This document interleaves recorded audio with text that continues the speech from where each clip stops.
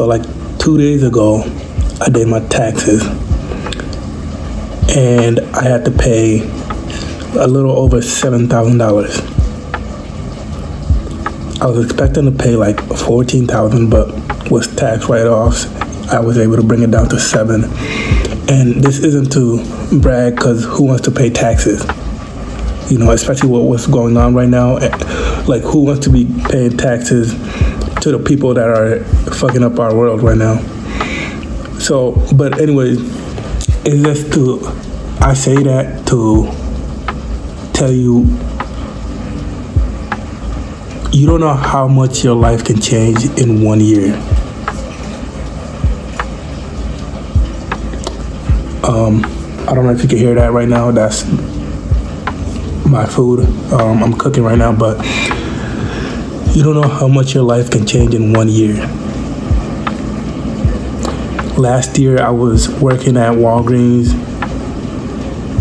and I could not even fathom making $7,000 in a month, let alone paying $7,000 in taxes in a day. So like, for me to be able to do that now, to be able to wake up when I want, go to sleep when I want, to have the freedom to, work for myself, work from home, to have the discipline to do that, to live in this apartment overlooking this beautiful view.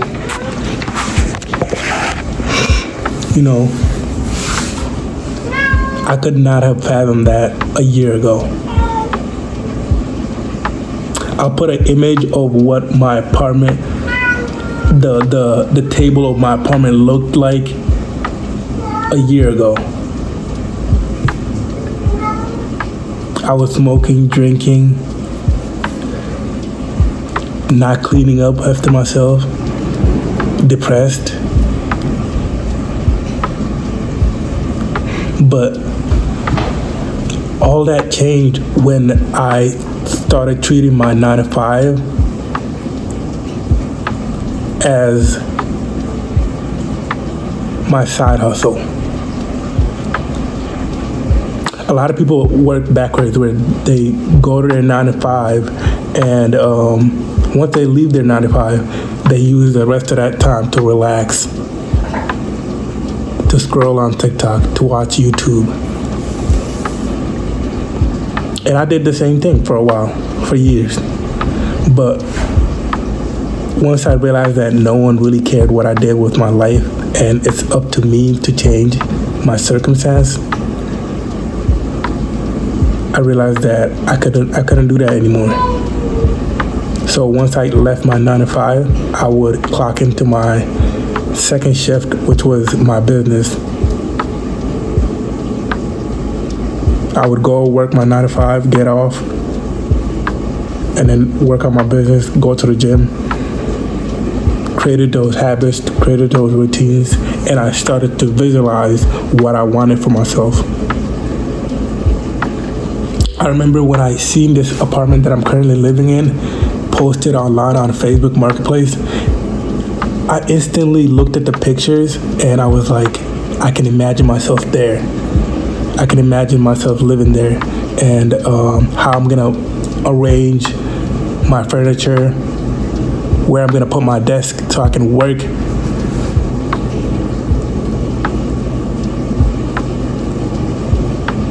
And it all became true.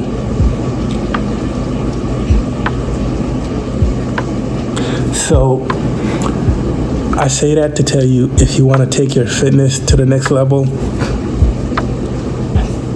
if you want to get more money, if you want to change your circumstance, it first starts with you having a vision and working backwards. So if your vision is to get stronger in the gym, or get a bigger chest, or make 10K a month, you have to envision yourself being at that end goal and then working backwards. And working backwards means falling in love with the process. And that's the hard part. Showing up every day when you're tired, when your friends want to go out.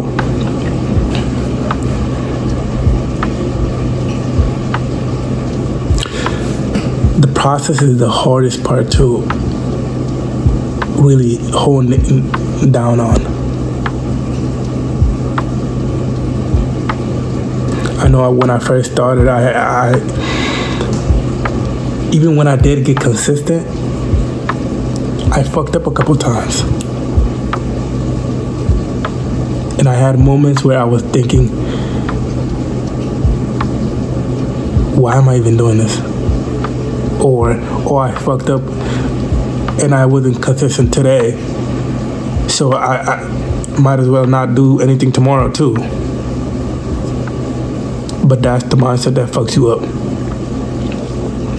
and gets you back into the bad habits that you were in previously that kept you in your bad life or bad circumstance.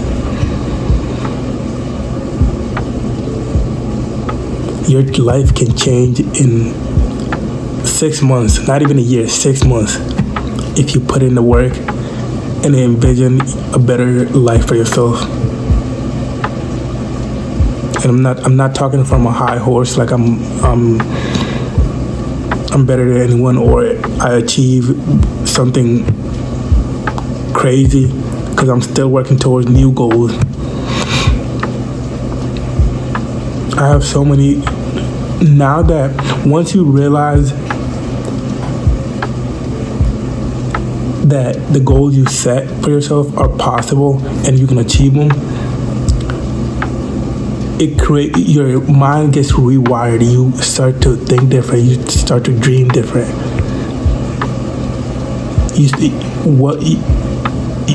That's why I say you don't even gotta set a crazy goal. Just set a obtainable small goal, and once you achieve that goal, you'll have the fuel and the vision to dream bigger. So now that's what I'm doing. Once I achieve the small goals that I wanted for myself, now I have the vision and the discipline, the clarity, the not even the motivation, the discipline. You don't want to fuel your life with motivation, because motivation is a feeling and it'll fleet. It's a fleeting feeling and it'll go away. So have the discipline to say no.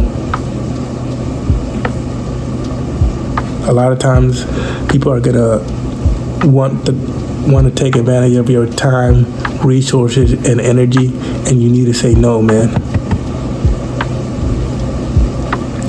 And I had a problem with that for a long time, where I was a people pleaser.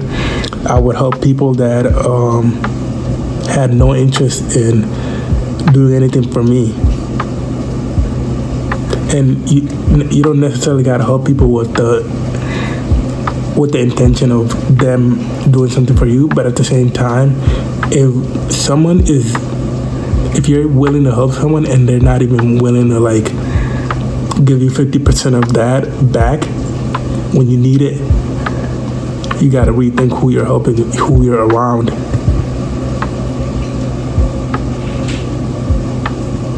This every relationship runs on currency, and once you realize that, you realize if someone's not serving the greater purposes in your life, they gotta go.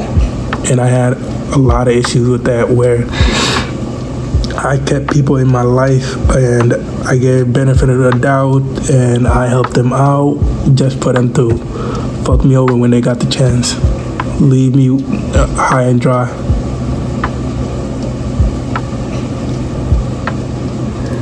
Your life can change in 6 to a year, 6 months to a year, and it's on you to make that change. It's on you to take the time outside of your 9 to 5 to think bigger, imagine bigger, and have the discipline to work towards something bigger than yourself. And I know a lot of people hate this mentality of, oh, everyone should be an entrepreneur, everyone should work for themselves.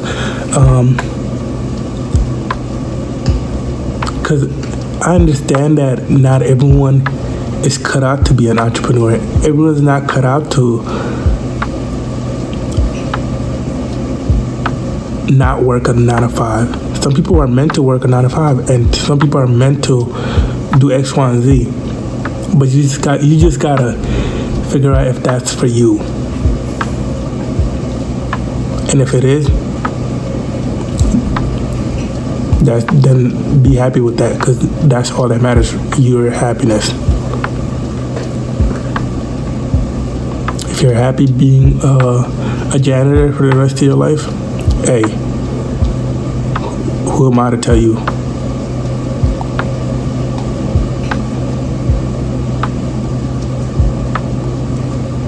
But you gotta make that decision on your own, and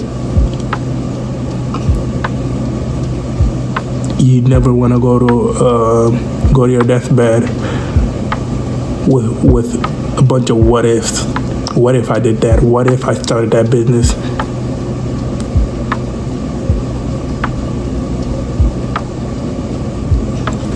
I don't know where I heard this, but I seen a video of somebody saying, what if I went to heaven? It was actually, now I remember, it was David Goggins. He said, what if I went to heaven and God had two images of me or 2 videos of me living 2 separate lives, and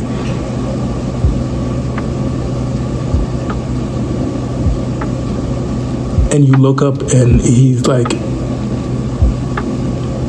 he asked you if that's you, and you're like, no, that's not me, man, that's me. And God tells you that the other image that you didn't choose, the one where you're reaching your highest potential, is what you could have been. And I'm probably not telling the story exactly how he said it or exactly how it's told, but fuck the messenger.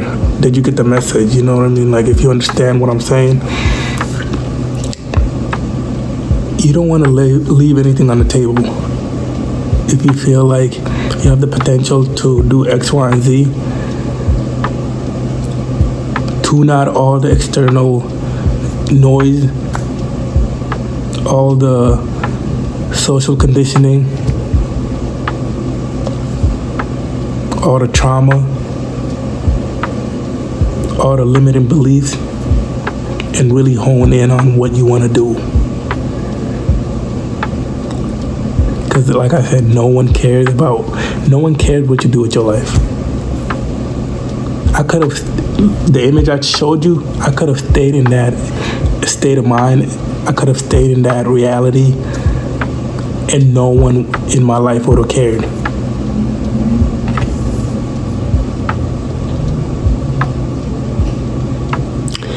The only person that benefits from your reality changing, from your circumstance changing, from you growing, is you. So the next time you wanna ask yourself, should I go to the gym today? Should I work on my business today? Should I meditate? Should I read? Should I grow?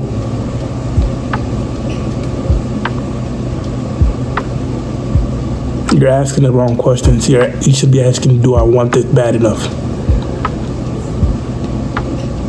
Everything you've been through leading up to who you are right now, where you're at in life right now, should be enough proof, enough motivation, enough of a why that you shouldn't need more motivation. You shouldn't need another person to push you.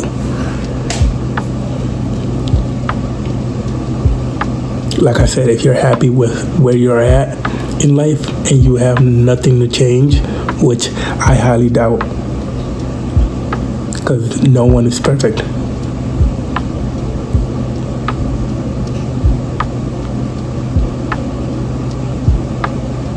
If you have nothing to change, then that's you. But I've never met someone like that. And so if you got a vision, if you got a goal, if you have something you want to achieve, get up and go get it.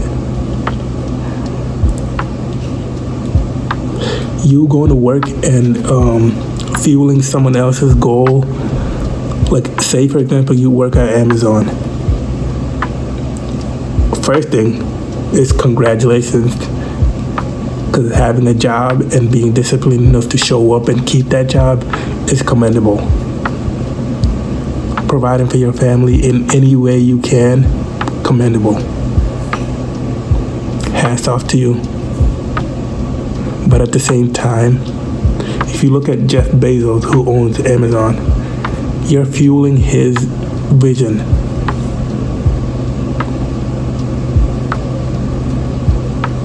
So instead of playing the game of fueling someone else's vision, you should use that as leverage to fuel your own vision. And I know a lot of people use this excuse of, oh, I got kids, oh, I got this, I don't have the time to start a business, I don't have the time to go to the gym.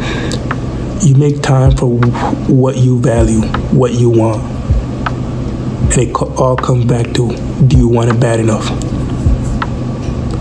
It doesn't have to be 10 hours of you working on your business. You don't have to be at the gym for 6 hours. 30 minutes is enough. An hour is enough. 2 hours is enough. Whatever you can. You don't gotta go to the gym. Go do a home workout.